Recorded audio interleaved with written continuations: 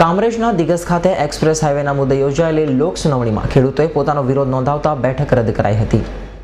વડોદરાથી મુંબઈ વચ્ચે બનનાર એક્સપ્રેસ હાઈવે માટે હાલ national highway authority of India દ્વારા એક્સપ્રેસ હાઈવેથી પર્યાવરણને થતા નુકસાન અંગે સુરત જિલ્લાના ખેડૂતોને પર્યાવરણ ઇમ્પેક્ટ એસેસમેન્ટ રિપોર્ટ તદ્દન ખોટો અને પાયાવિહોણો અપાતા કામરેજના દિગસ ખાતે યોજાયેલ લોક સુનાવણી દરમિયાન જિલ્લા ખેડૂતો મોટી સંખ્યામાં હાજર રહ્યા હતા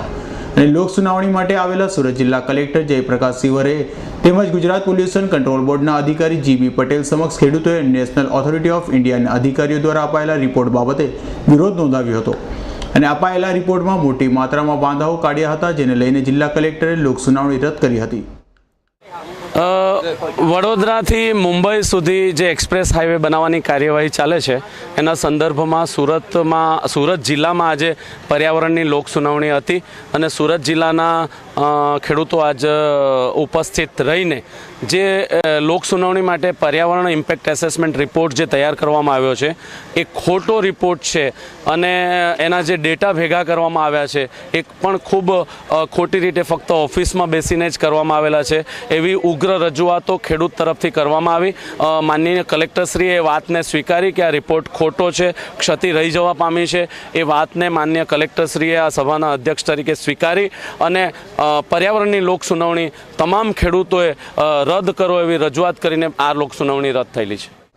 વડોદરાથી મુંબઈ વચ્ચે બનનાર આ એક્સપ્રેસ હાઈવેથી સુરત જિલ્લાના લગભગ 36 ગામોની 700 હેક્ટર ફળદ્રુપ જમીન સંપાદનમાં જવાની છે, જેને લઈને સુરત જિલ્લાના ખેડૂતો ખૂબ જ રોષે ભરાયા છે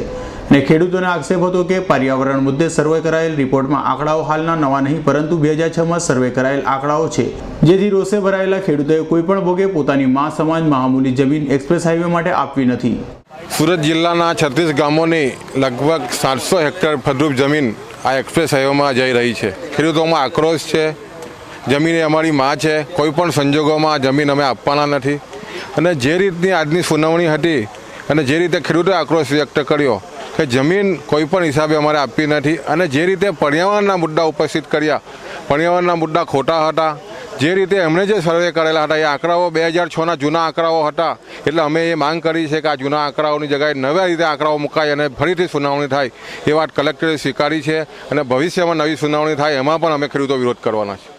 ગત દિવસોમાં વલસાડ જિલ્લામાં પણ એક્સપ્રેસ હાઈવેના મુદ્દે લોક સુનાવણી રખાઈ હતી, તેમાં પણ નેશનલ હાઈવે ઓથોરિટી ઓફ ઇન્ડિયાના અધિકારીઓએ આપેલા રિપોર્ટને વાંધાઓને લઈને ખેડૂતોએ વિરોધ નોંધાવ્યો હતો। ઇન્દ્રમલ શાહનો રિપોર્ટ S9 ન્યૂઝ કામરેજ।